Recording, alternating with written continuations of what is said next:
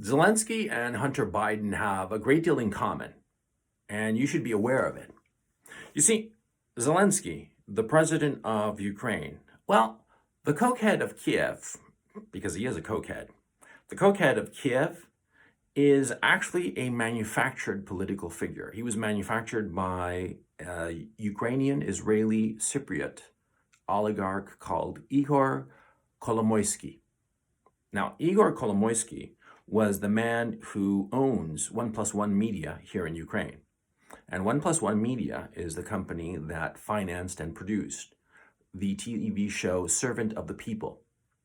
And Servant of the People hired Zelensky, a well-known actor in Ukraine, an actor with zero political experience or even any political interest. Well, they hired him to play the role of the president in this show, Servant of the People. Now, Servant of the People had huge ratings, but a lot of people say that it was really weird, the amount of propaganda and PR that was done for the show. It was disproportionate to any other show of any channel. The amount of PR, positive press, and all the rest of it, it was really pushed on the people. Some people say it was completely astroturfed. Some people who know how to speak Ukrainian and who have watched the show have told me that it's a mildly enjoyable show, but no big deal. But anyway, the show was hugely popular. And it ran from 2015 to 2018. And almost seamlessly, Kolomoisky, the oligarch, created a party called Servant of the People, same name as the TV show. And their candidate was Zelensky, a man with no previous political experience and indeed no previous political interest. And Kolomoisky financed Zelensky to the point that Zelensky today is a billionaire. How many actors do you know are billionaires? I mean, I don't think that Tom Cruise is a billionaire and he's the most successful actor in the world, if he's just an actor. Zelensky is more than just an actor. He's the finger puppet of Kolomoisky, this oligarch. And do you know who Kolomoisky also financed to the tune of $50,000 a month, plus additional benefits of different sorts? Hunter Biden. Yes. In 2014, Burisma, the Ukrainian oil company, gas company, hired Hunter Biden to be on its board of directors to the tune of $50,000 a month. Who do you think controls Burisma? Kolomoisky, the same guy who manufactured Zelensky as president of Ukraine. Yeah, I bet you didn't know that.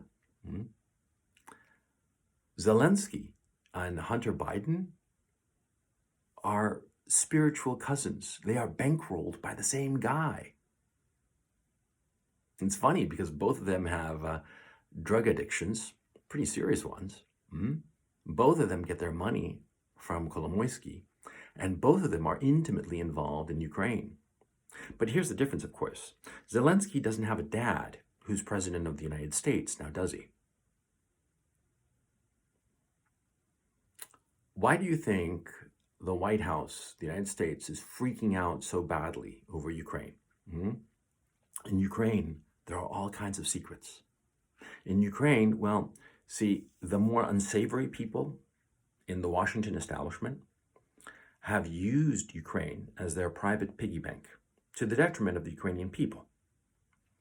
They have financially raped Ukraine, stripping it of monies and assets needed by the people of Ukraine.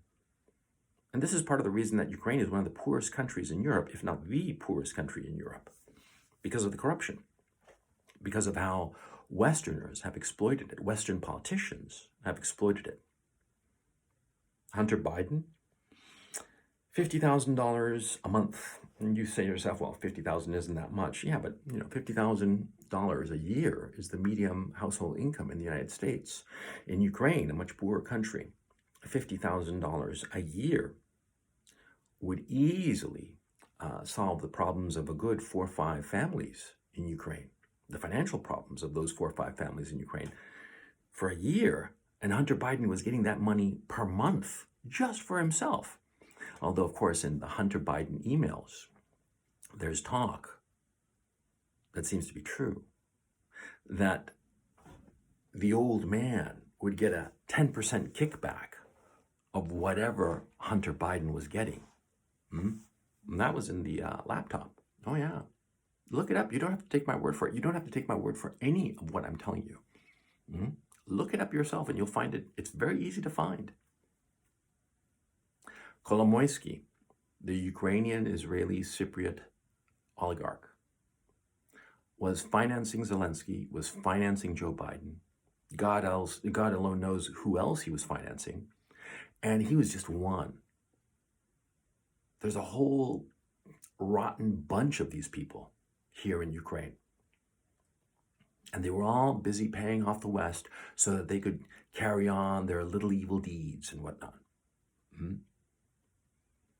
If you want to know why the West is freaking out over Ukraine, you have to understand that they are all terrified that the truth will come out in Ukraine. The biolabs that just came out, Victoria Nuland, the Undersecretary of State, admitted that these biolabs existed in Ukraine. Why do you think that she would admit to such a thing if it weren't true? And she said that they were instructing the people in Ukraine on how to dispose of all their material before the Russians could get their hands on it. Now, that's weird. I mean, if I'm a biolab and I'm working on like the cure for Alzheimer's or something like that, I'm not worried about the Russians getting their hands on my research. On the contrary, I'm worried that the Russians might come in and destroy it, maybe on purpose, maybe on accident, right? But that's my worry. I'm not thinking to myself, oh, the Russians are coming, therefore I am going to proactively destroy my research. I'd never think that if I'm working on something mundane or potentially beneficial to the human race.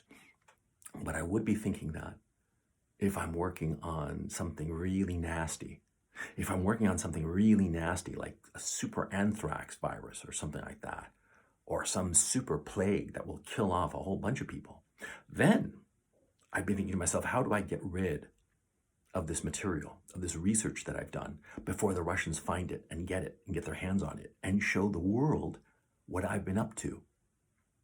See, that's the thing that all the politicians in the West are worried about insofar as Ukraine is concerned. They don't really care about Russia taking it over. They don't care about the Ukrainian people. They don't care if Ukraine is turned to rubble. Actually, they hope it will, because in that rubble will be hidden all their deeds, their evil deeds, their corrupt deeds. That's why they want to destroy Ukraine. That's why they don't care how many Ukrainian civilians die needlessly in this conflict. They want Ukraine to be turned to rubble so that in the rubble will be hidden all the evil, corrupt things that they have done. Understand this.